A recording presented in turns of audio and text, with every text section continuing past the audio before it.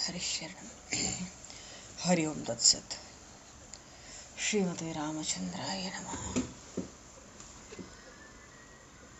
नमः परमहंसाय स्वादितचरणकमलचिन्मकरन्दाय भक्तजनमानसनिवासाय श्रीरामचन्द्राय नमः। वंशीविभूषितकरान्नवनीरदाभात् पीताम्बरादरुणबिम्बफलाधरोष्ठात् पूर्णेन्दुसुन्दरमुखादरविन्दनेत्रात् कृष्णात् परं किमपि तत्त्वमहं न जाने। वसुदेवसुतं देवं कंसचारूढमर्दनं देवकी परमानन्दं कृष्णं वन्दे जगद्गुरुं। गङ्गातरङ्गरमणीय जटाकलापं गौरीनिरन्तरविभूषित वामभागं नारायणप्रियं अनङ्गमदापहारं वाराणसीपुरपतं भज विश्वनाथं। प्रह्लादनारदपराशरपुण्डरीक व्यासि अम्बरीशशुकशौनकभीष्मदालभ्यान् रुक्माङ्गद अर्जुन वसिष्ठविभीषणादीन् एतानहं परं भागवतान् नमाम्यहम्। भक्त भक्ति भगवंत गुरु चतुर्नाम वपुए तिनके पद वंदन किए नाशहि विघ्न अनेक। बंदहु गुरुपद गंज कृपा सिंधु नररूप हर महामोह तम पुंज जासु वचन रवि कर।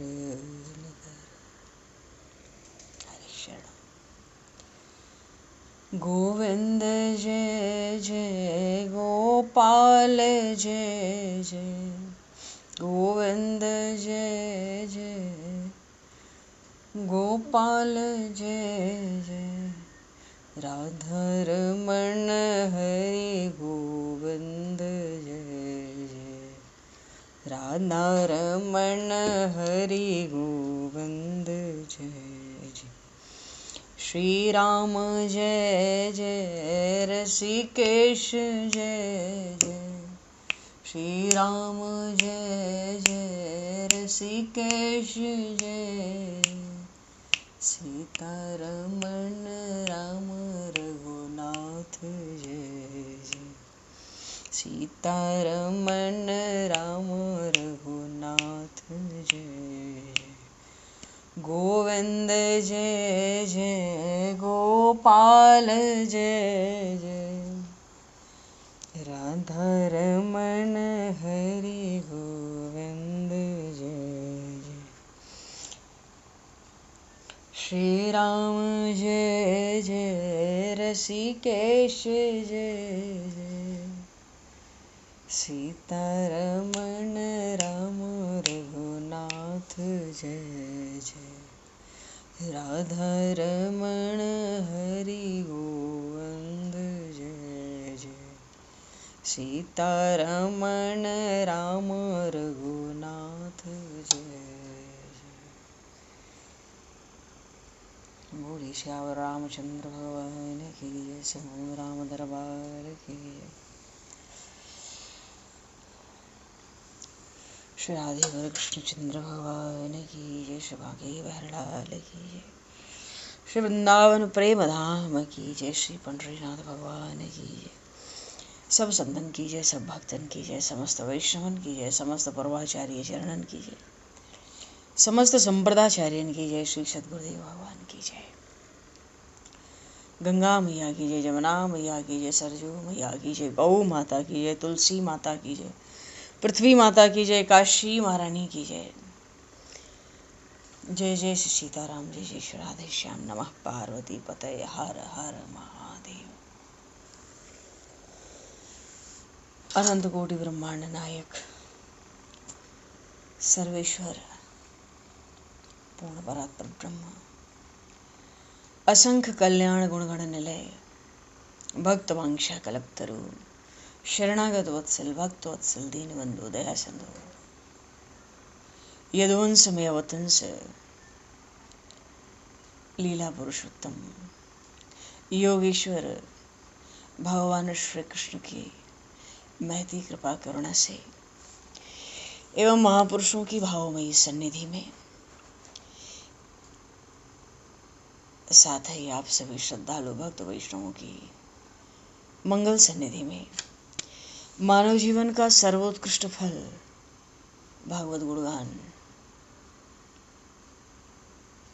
भगवत गुण चिंतन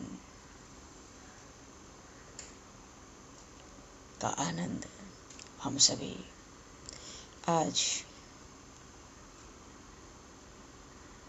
से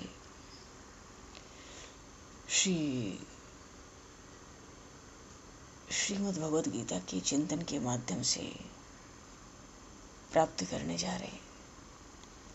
सर्वप्रथम आप सभी भक्तजनों के श्री चरणों में भगवत भाव से सादर वंदन, सादर नमन। आप सभी को यथायोग्य जय श्री राम, जय जय श्री राधे, हरि शरणम,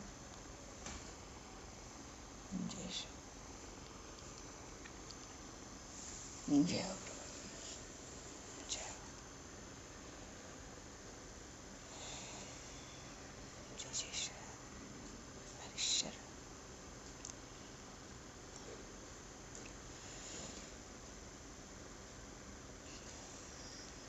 जय श्री कृष्ण गोविंद हरे मुरारे, हे नाथ नारायण वासुदेव, जिह्वे पिब स्वामृतमित देव, गोविंद दामोदर माधवेति। श्री रामचंद्र चरणौ मनसा स्मरामि, श्री रामचंद्र चरणौ वत्सा गृह्णामि, श्री रामचंद्र चरणौ सरसा नमामि, श्री रामचंद्र चरणौ शरणं प्रपद्ये।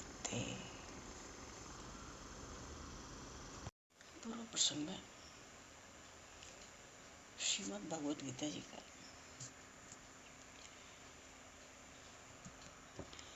10वां अध्याय आरंभ हुआ, विभूति योग।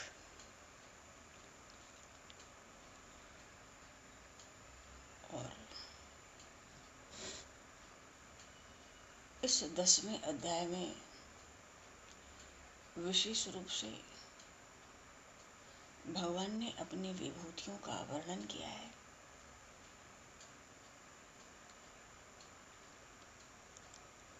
आरंभ में भगवान ने बताया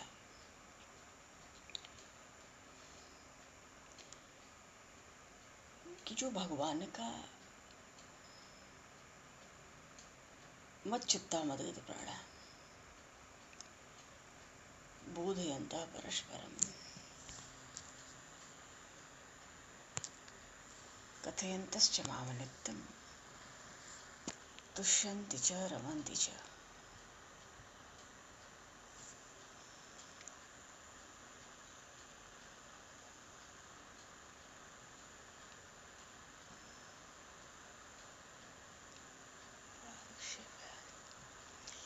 भक्त जब अनन्य भाव से केवल भगवान में ही लगे रहते हैं,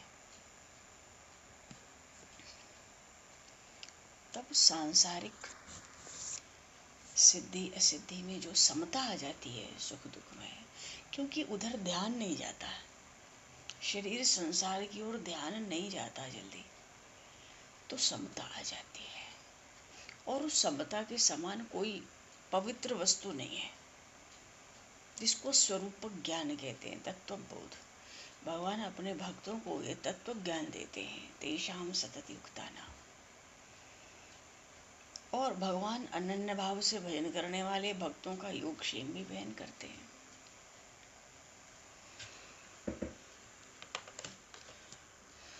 जो केवल भगवान के ही परायण हैं, आश्रित हैं, ऐसे प्रेमी भक्त न चाहें तो भी उनके लिए कुछ भी बाकी नहीं रह जाता है।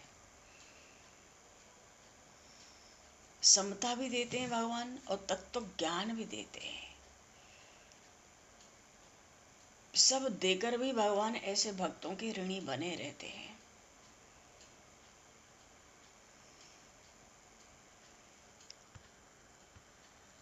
अच्छा, आगे के प्रसंग में भगवान की उन महात्मा अर्जुन ने स्तुति की है मानो आप अपने भक्तों को, अर्जुन जी कहते हैं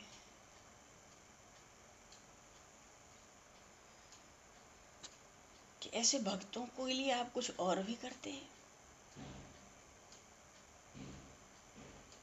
भगवान कहते हैं उनके अज्ञान के अंधेरे को ज्ञान के दीपक से प्रकाशित करके उस अंधेरे को बिल्कुल नष्ट कर देता हूं। अर्जुन जी ने कहा भगवान तब तो भक्तों पर आपकी बड़ी अलौकिक, बड़ी विलक्षण कृपा है। मैं तो सुनकर गदगद हो रहा हूं, क्योंकि प्रभु निर्गुण निराकार ब्रह्म, सबके परम स्थान, महान पवित्र आप हैं।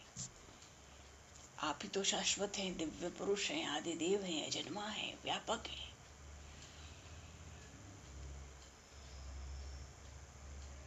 जितने ऋषि देवर्षि नारद देवल व्यास जितने हुए सब आपकी ऐसी महिमा गाते हैं।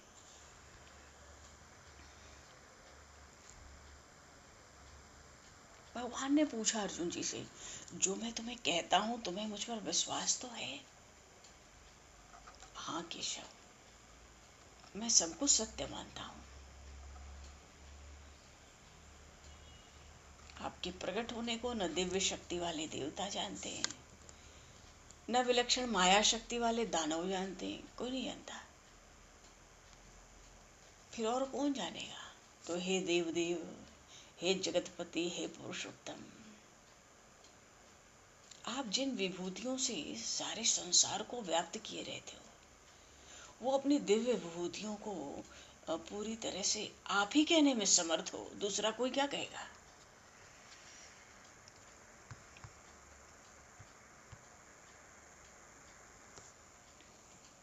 भगवान ने कहा विभूतियों को सुनकर तुम क्या करोगे? हरदम सांगोपांग आपका चिंतन करता हुआ आपको कैसे जानूं? किस किस भाव से चिंतन करूं? आप अपनी विभूति और योग का विस्तार कहिए मुझे। आपकी अमृतवाणी सुनकर मुझे तृप्ति नहीं होती।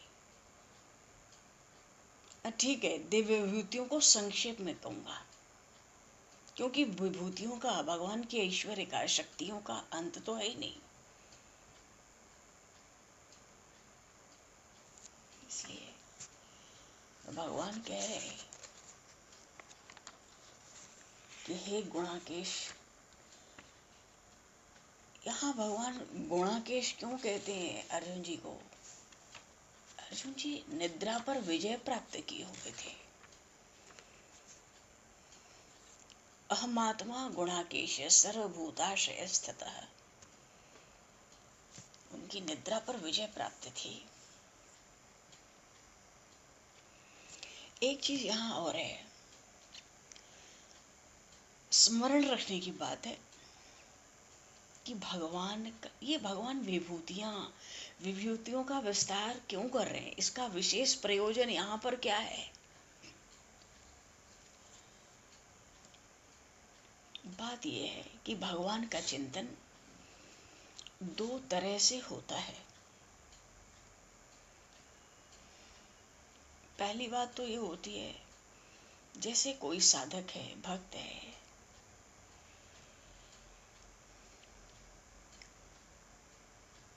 जिसको अपना इष्ट मानता है, उसके सिवाय दूसरा कोई चिंतन नहीं करता। कभी मन कहीं चला जाए, चिंतन हो जाए, तो वहां से मन को हटाकर अपने इष्ट देव के चिंतन में फिर से लगा देता है।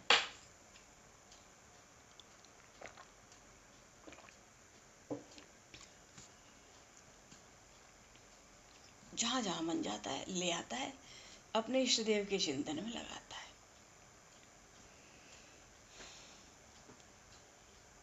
दूसरे तरह का चिंतन क्या है? एक तो मन है कि भाई इष्ट देव में ही लगा है, जब कहीं चला भी गया तो ले आवे, उसको समझा बुझा के, और फिर अपने इष्ट देव में, उस स्वरूप में लगा ले। दूसरा, जिसका मन इष्ट देव पर नहीं लगता और वो भगवान का चिंतन करता है, इसका अर्थ यह है कि उसका मन संसार की विशेषताओं में जाता है। कोई भी विशेषता जब उसको दिखती है संसार में, तो उन सब विशेषता को वो भगवान की विशेषता समझता है।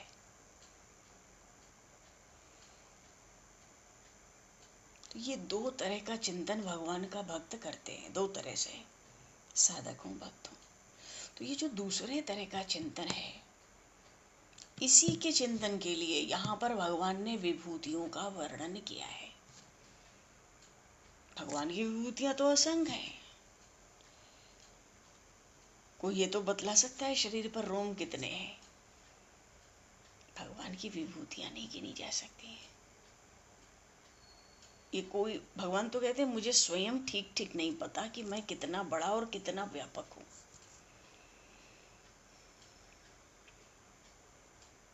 भगवान का विस्तार, भगवान की विभूतियां अपार हैं।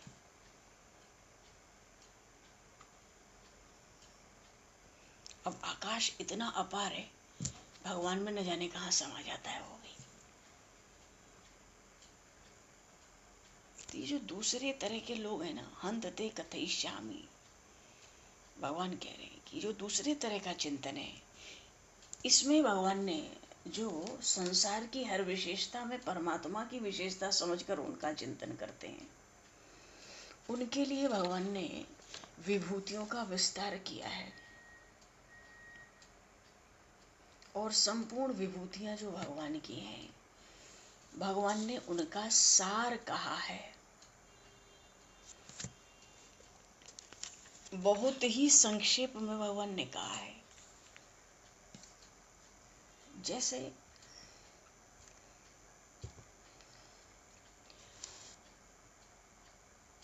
जगत का आदि मध्य अंत भगवान है।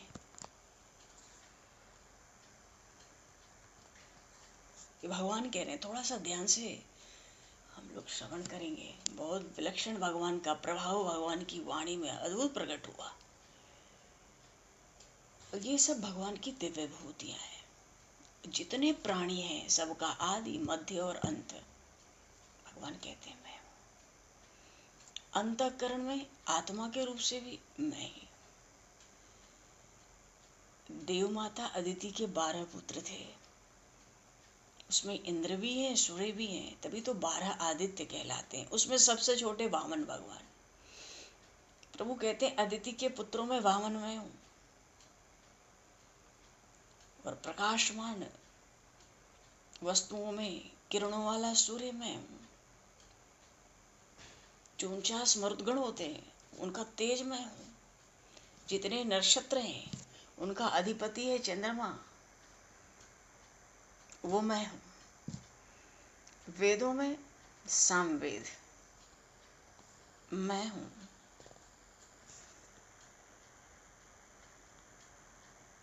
सामवेद में भगवान की केवल स्तुतियों का गान होता है। देवताओं में इंद्र मैं हूं।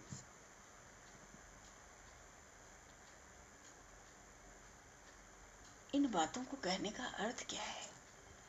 इंद्रियों में मन मैं हूं। प्राणियों में जो चेतना शक्ति है, चेतना का अर्थ होता है प्राण शक्ति, मैं हूं। 11 रुद्र हैं, उसमें शंकर मैं हूं। यक्ष राक्षसों में कुबेर मैं हूं। 8 वसु होते हैं, उसमें अग्नि मैं हूं। जितने शिखर वाले पर्वत हैं, सुमेरु पर्वत में हूं। जितने पुरोहित हैं उनमें सबका मुखिया ये भगवान गोविंद कह रहे हैं, बृहस्पति मेरा ही स्वरूप समझो।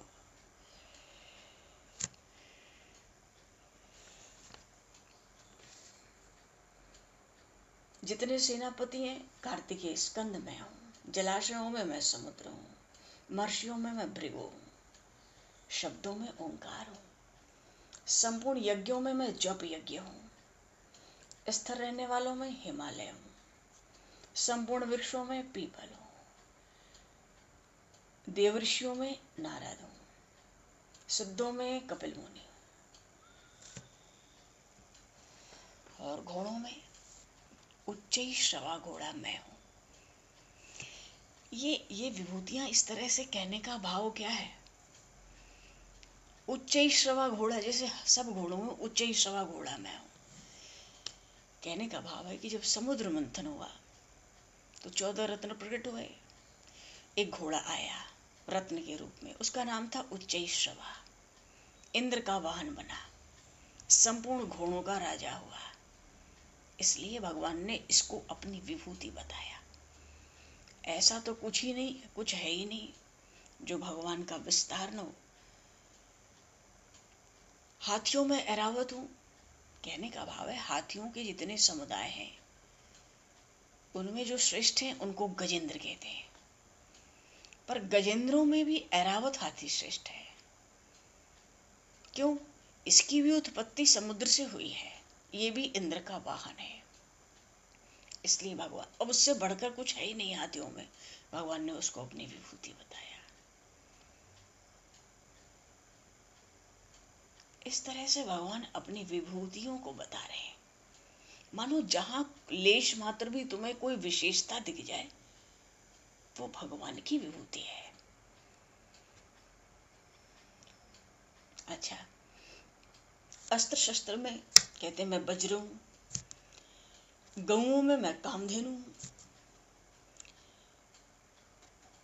और जो धर्म के अनुकूल संतान उत्पन्न की जाती है उसमें कामदेव मैं हूं, सर्पों में उनका राजा वासुकी मैं हूं, नागों में मैं शेषनाग हूं, जल जंतुओं में उनका अधिपति वरुण हूं, पितरों में अर्यमा मैं हूं, सबका शासन करने वाले में यमराज मैं हूं, मैं दैत्यों में प्रहलाद हूं, गणना करने वालों में काल हूं, पशुओं में सिंह हूं, पक्षियों में गरुड़ हूं, पवित्र करने वाले में वायु हूं, और शस्त्रधारियों में श्री राम मैं हूं।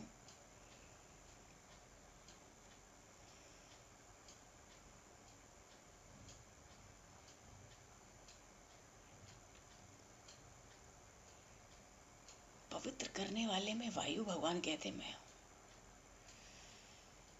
अब पृथ्वी का देखो असीम विस्तार है, उस असीम विस्तार में जो बिना एक घड़ी लगाए एक ही उड़ान में सातों समुद्र की प्रदक्षिणा कर देता है, तो सबसे बढ़कर तेज गति से चलने वाला वायु भगवान कहते मेरी विभूति है, प्रधान विभूति है। होने को तो 49 मरुदगढ़ है। हनुमान जी ने जब लंका में आग लगाई, पूंछ में आग क्या लगी, भगवान की प्रेरणा से 49 मरुदगण सहायक हो गए हनुमान जी को। तो जो आग लगेगी बस मत पूछो। और प्रभु कहते हैं शस्त्रधारियों में श्री राम में। क्यों? क्योंकि श्री राम ने संकट में आए धर्म का पक्ष लेकर त्रेता युग में केवल एक धनुष की ही सहायता से विजय लक्ष्मी को अपनी ओर कर लिया था। उसके बाद लंका के पास स्थित जो सुवेल पर्वत था वहां खड़े होकर उन्हीं श्री राम ने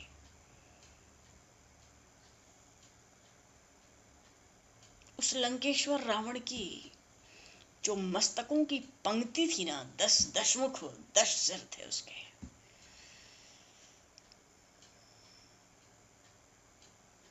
उन 10 सिरों को काटकर आकाश में जो भूत प्रेत पिशाच झोटिंग रावण के मस्तक को हाथ में लेके जय जयकार करते थे आकाश में।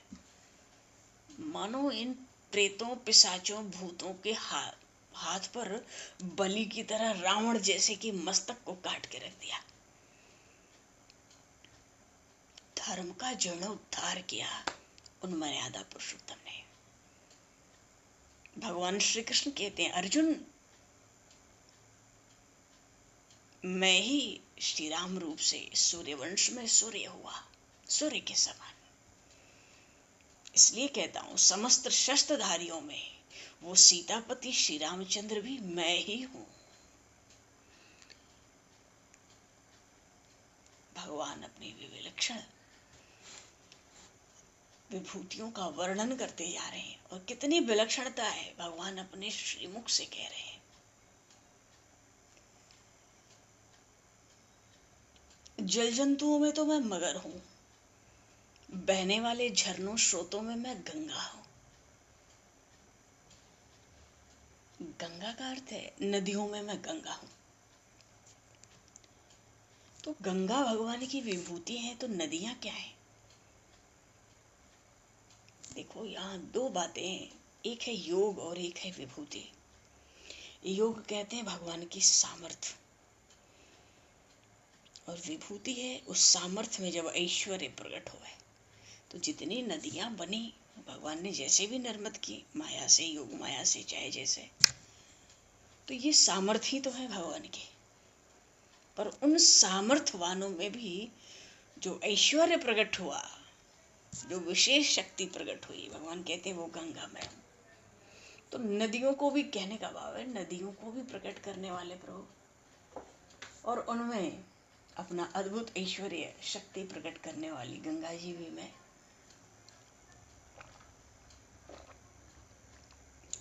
विभूतियों का अर्थ ये बिल्कुल नहीं है कि नदियों में केवल गंगा जी ही भगवान है, भगवान का स्वरूप है। नहीं, समस्त नदियां भगवान की सामर्थ्य से प्रकट है, पर उसमें जो ऐश्वर्य है, विशेष शक्ति है विशेष, वो है गंगा जी में।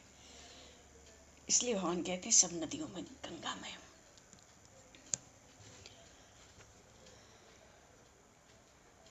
अर्जुन जी ने कहा प्रभु और आप किन किन में हैं? अब जितनी सृष्टि है उसके भी आदि अंत भगवान है। सब विद्याओं में भगवान आध्यात्म विद्या है।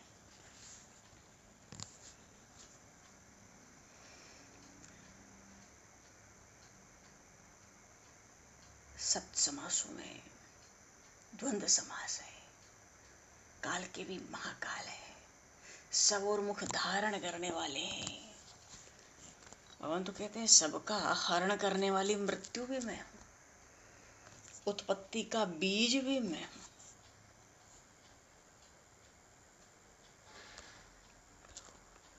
अपरंपार लीला है भगवान की।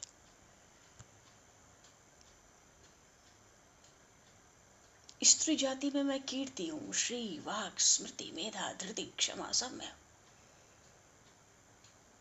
वैदिक छंदों में गायत्री हूं।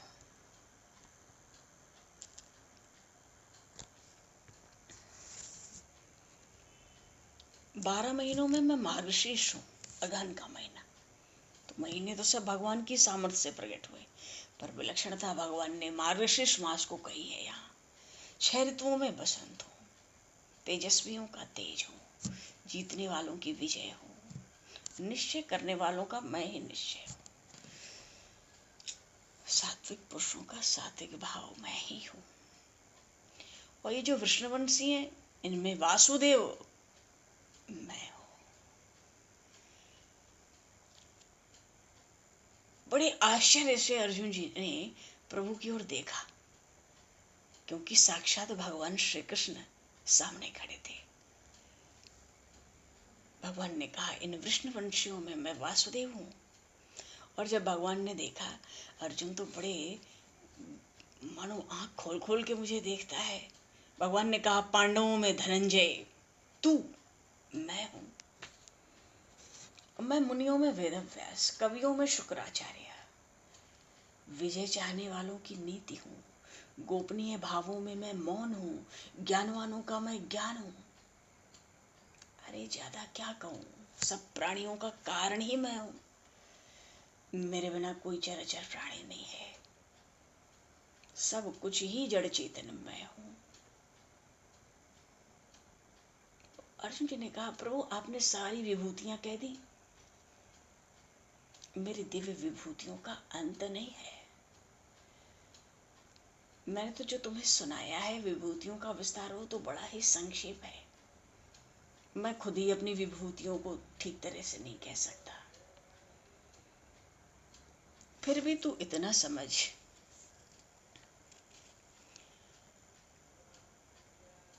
कि संसार में जो जो भी ऐश्वर्य से युक्त है, सौंदर्य से युक्त है, या बल से युक्त है, उसको तू मेरे ही तेज मानो, मेरी ही सामर्थ्य जान, मेरे अंश से उत्पन्न जान।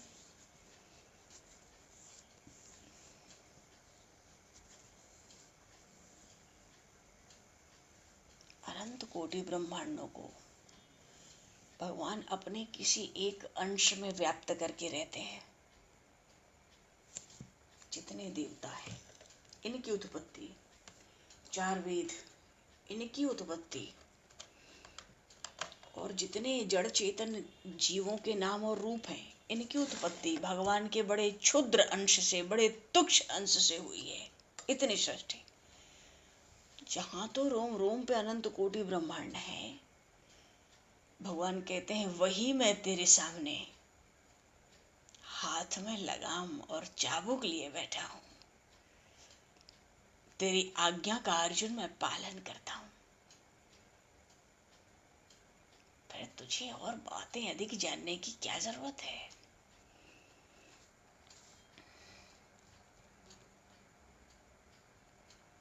भगवान ने अपनी विभूतियों को सुनाया। मच्छर से लेके ब्रह्मा तक सबको जो ग्रसने वाला काल भगवान ने अपने को ही बताया। चाहे तो प्रलय काल में सारे विश्व को जलमग्न कर दे असीम समंदर, पर महाकाल तो उसको भी सुखा देता है समय आने पर। तो आकाश जिसके पेट में समा जाता है,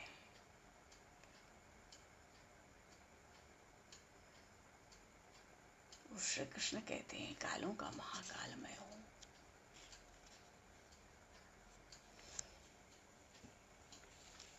भगवान ने अपनी विभूतियों का स्मरण किया, क्योंकि भगवान की प्रमुख विभूतियों की कोई सीमा नहीं है। भगवान कहते हैं तुझे मैं मर्म की बात कहूं,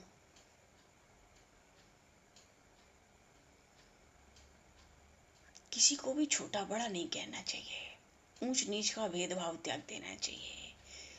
इस बात को भली भांति समझ लो कि जितनी वस्तुएं हैं वो सब मेरी ही विभूति हैं। और तो भी सुनो, अब मैं तुमको एक साधारण चिन्ह बतला देता हूं, उसी चिन्ह के माध्यम से तुम मेरी विभूतियों को जान सकोगे।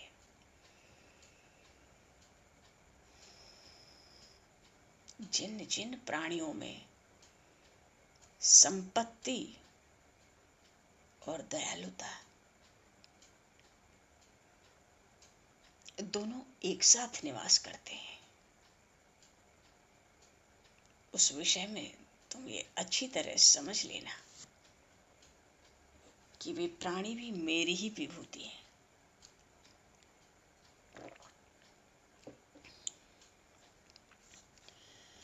अथवा बहुने तैन किम यादेव तवार्जुन, जब सामने मैं हूं तो अब ज्यादा ज्ञान ले देकर क्या करना है?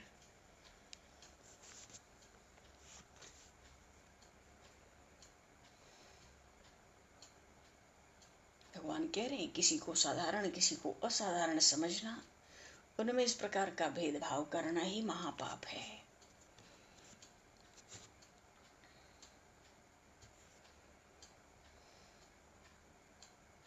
भेदभाव की परिकल्पना भी ऐसी होती है, भगवान कहते हैं मानो व्यर्थ में अपनी बुद्धि को कलंकित करना।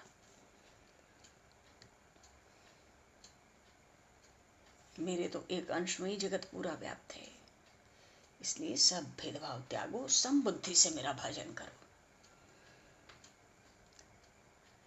अर्जुन जी कहते हैं मेरा तो सारा भेदभाव एकदम त्याग दिया मैंने, सब समाप्त। पर प्रभु आपसे कहता हूं, आपके तो नाम की ही इतनी बड़ी महिमा है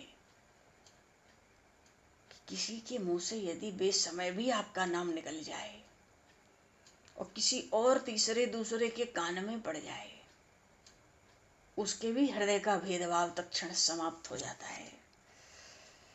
अब मुझे तो अब सारा विश्व ही आपसे ओतप्रोत दिखता है नाथ।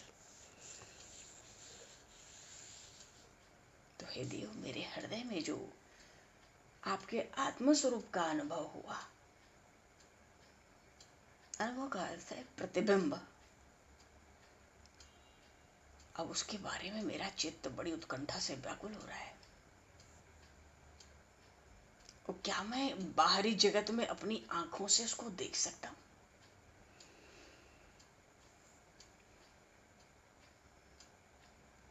मानो उन महात्मा अर्जुन बड़े अत्यंत सौभाग्यशाली हैं तभी तो उनके चित्त में अपने दोनों आंखों से संपूर्ण विश्व का आकलन करने की महान अभिलाषा उत्पन्न हो गई। कभी इन्हीं परमात्मा ने भक्त प्रहलाद के वचनों की रक्षा के लिए स्वयं विष तक का रूप धारण कर लिया था।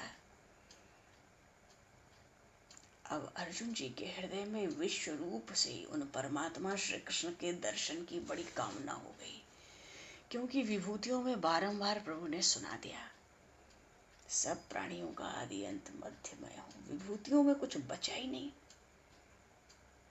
अब उनकी इच्छा है, मैं हृदय में क्यों इस आत्म सुख को देखूं, मैं इन खुली नेत्रों से बाहरी जगत में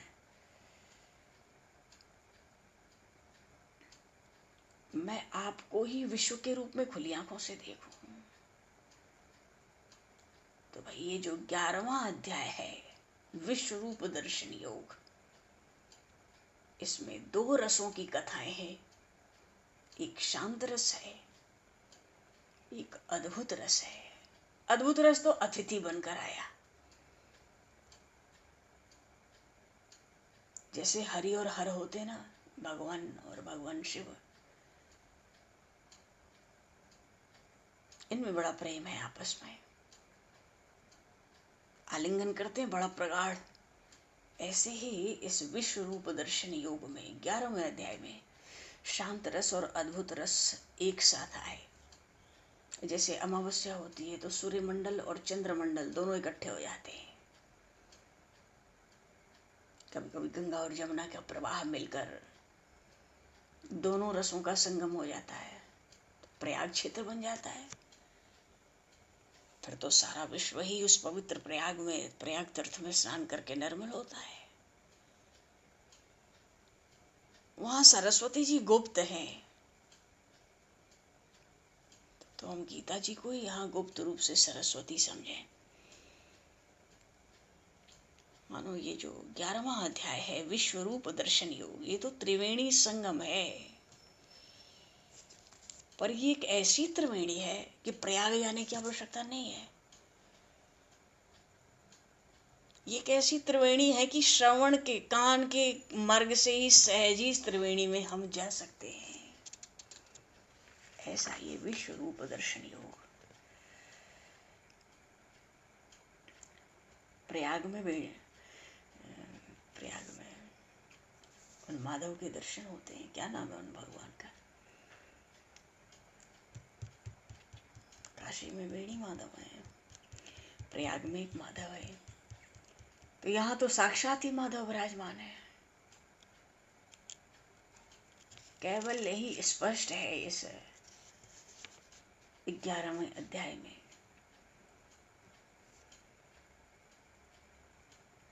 देखो जी, एक समय आया था, वन के पत्ते खाने वाले बानरों के हाथ भी लंकेश्वर रावण पराजित हो गया।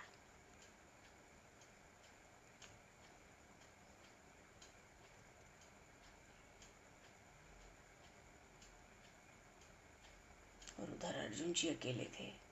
11 अक्षौहिणी सेना का नाश हो गया।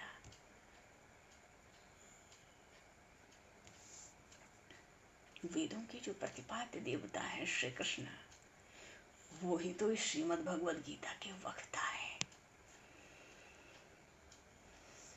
चलो जी, बोलिए श्री भक्त वत्सल भगवान की जय, भक्तराज अर्जुन जी महाराज की जय, श्रीमद् भगवद गीता जी की जय, सब संतन की जय, सब भक्तन की जय, सब गुरुदेव भगवान की जय। भगवान इस समय को पुष्पित करते हुए परवाणी को विराम, वाक्य पुष्पांजलि प्रभु के श्री चरणों में समर्पित। आप सभी को भी यथायोग्य जय श्री राम, जय जय श्री राधे, हरि शरणम, जय श्री गुरु।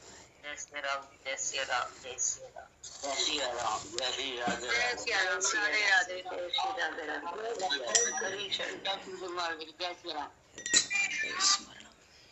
मत बोलो भगवान जय हो, बोलो।